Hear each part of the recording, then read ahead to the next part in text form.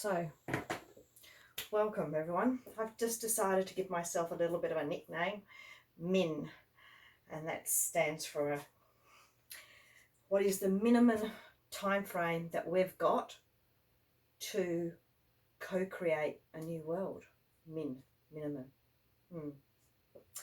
So yeah, this slime streaming is about a whole lot of things that I've been thinking about over the years, things that I need improving, and I thought tonight I'd like to share it with you. You know, I've heard things like people say the rules need to change, the rules need to change for the sake of the environment, because we've got so much inequity. But I decided I wanted to create a new word, or not a new, me create a new word, but a new word. Instead of rules, let's bring back respect. So when we have respect, if we look at the letters, what we want to respect is respect of elders. You know, when I was growing up, we used to respect our elders. We've got such ancient Indigenous knowledge here in Australia and other countries around the world that we're not using. These people are connected to the land. They understand the land. It's not their heart, they're not their brains, it's in their DNA. They are wired into the land. Their root chakra is so deep, they're so connected, it's so part of their culture. And we need to gain more respect about culture and connection and these things so we can live more in harmony with Mother Earth. And we need to have respect for our senses. At the moment, we listen to horrific, sharp sounds and all these sorts of things and damage our hearing. Instead of respect for our senses, respect for our tastes, let's eat pure food, again, straight from the garden, not pesticide-laden food that's sat on shelves and processed in package with wasteful plastic. We've got to go back to respecting our senses and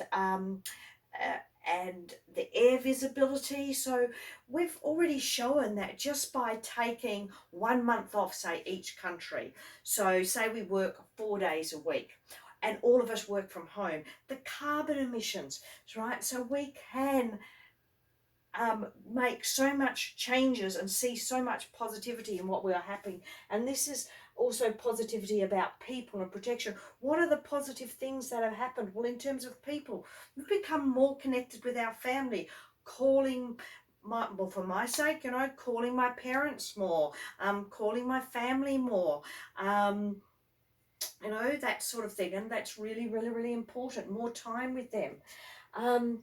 But we need to respect and protect.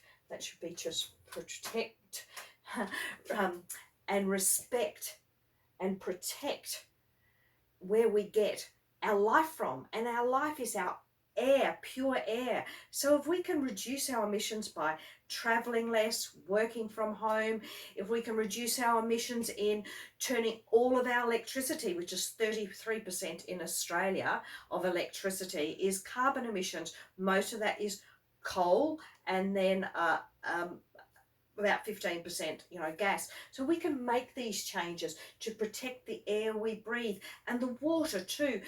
Coal seam gas has the potential to basically destroy water or the health of water, which then affects every living person, every living thing. So we've got to think, well, do we really need that?